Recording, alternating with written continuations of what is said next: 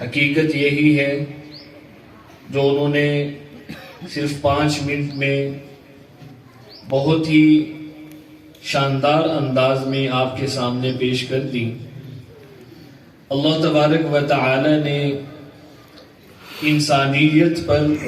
اس دنیا میں بے شمار احسانات کیے، اور ہر لمحہ میں کروڑوں اربوں بلکہ اس سے بھی زیادہ نعمتیں ہر وقت ہر انسان پر برس رہی ہیں۔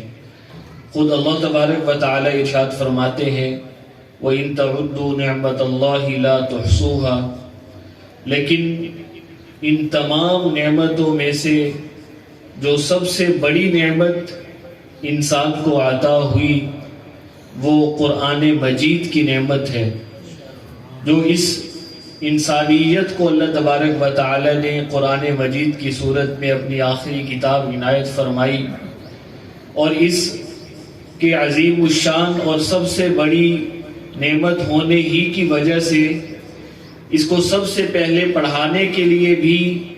اللہ تبارک و تعالی نے پوری مخلوقات میں سے سب سے افضل ترین ہستی کو چنا، جناب نبی کریم صلی اللہ علیہ وسلم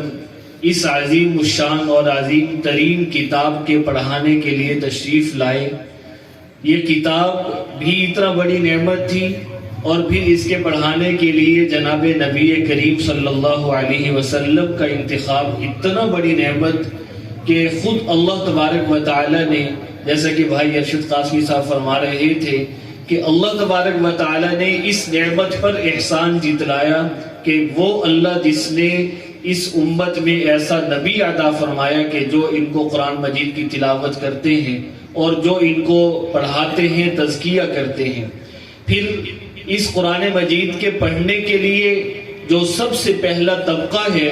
وہ بھی پوری کائنات میں انبیاء کرام علیہ السلام کے بعد سب سے افضل ترین ہے، ان سے بہتر کوئی آ نہیں سکتا۔ جیسے حضرت فرما رہے تھے کہ صحابہ کرام کے برابر پوری مخلوقات میں سے کوئی شخص چاہے جتنا بھی محنت کر لے، جتنا بھی عبادت کر لے، جتنا بھی متقی بن جائے، کسی ادنا صحابی کے برابر نہیں آ سکتا۔ تو اس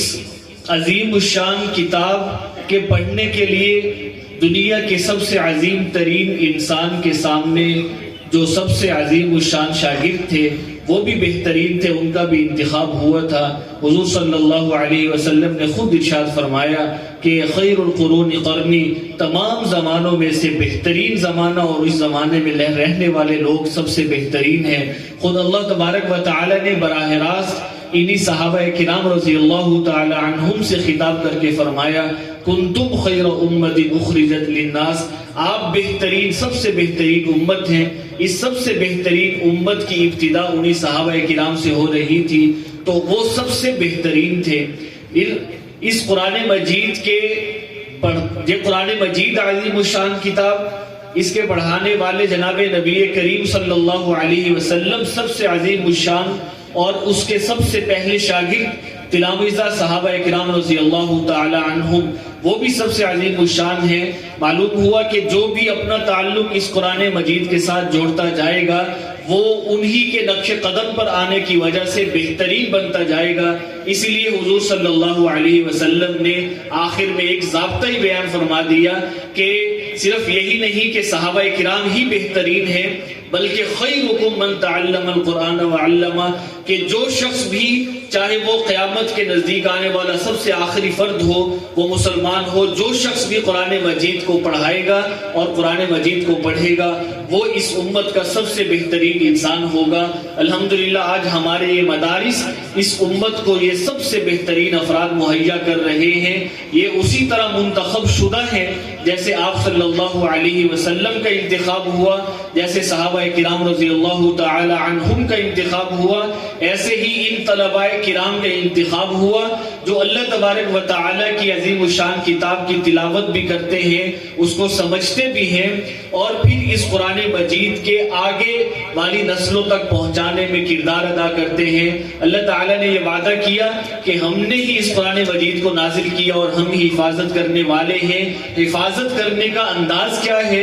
اللہ تبارک و تعالیٰ انہی حفاظ کرام کے سینوں کے اندر محفوظ کر کے، انہی طلباء کرام کے سینوں میں محفوظ کر کے ہر دور میں لاکھوں اور کروڑوں حفاظ تیار کرتے ہیں جو اسی طرح اگلی نسلوں تک پہنچا دیتے ہیں، اور اگلی نسل کے طلباء اس طرح پڑھ کر اگلی نسلوں تک پہنچا دیتے ہیں۔ اس طرح اللہ تبارک و تعالیٰ کے اس وعدے کی تکمیل ہو رہی ہے کہ سینوں سے نکل کر سینوں سے قرآن مجید جا رہا ہے، سینوں سے سینوں کی طرف منتقل ہو رہا ہے، اور تا قیامت اس طرح محفوظ انداز میں چلا جائے گا۔ یہ قرآن مجید کے ساتھ تعلق جوڑنا یہ ہماری ذمہ داری ہے۔ اگر ہم بھی اس بہترین فہرست میں شامل ہونا چاہتے ہیں تو ہمیں اپنا اور اپنی اولادوں کا تعلق قرآن مجید کے ساتھ جوڑنا ہوگا۔ قرآن مجید کو جو 3 حقوق ہیں، قرآن مجید کی تلاوت کرنا، قرآن مجید پر عمل کرنا اور قرآن مجید کو سمجھنا، یہ ہماری ذمہ داری ہے۔ ہم اپنی اولاد کو بھی اس کے مکلف بنائیں، اپنی اولاد کو بھی اس مدارس کے اندر لائیں، مساجد کے اندر لائیں، اور خود بھی اپنا تعلق قرآن مجید کے ساتھ جوڑیں۔ رمضان المبارک آ رہا ہے، جہاں روزہ سے تقوی پیدا ہوتا ہے، وہاں قرآن مجید کی تلاوت کرنے سے اور قرآن مجید پر عمل کرنے سے، قرآن مجید کو سمجھنے سے بھی تقوی پیدا ہوتا ہے۔ تو کم از کم رمضان المبارک سے ہر انسان عزم کر لے، ہم میں سے ہر شخص عزم کر لے کہ روزانہ کچھ حصے کی تلاوت قرآن مجید کی ضرور کرنی ہے، کیونکہ اگر قرآن مجید کی تلاوت بھی نہ کی جائے اور اس کا ترجمہ سمجھنا تو ہمارے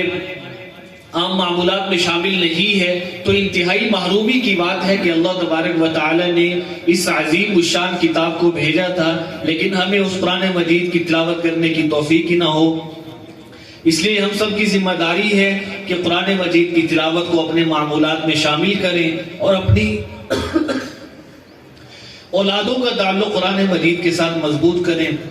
اللہ تبارک و تعالی ان مدارس کو تا قیامت قائم رکھے۔ وآخر دعوانا الحمدللہ رب العالمین۔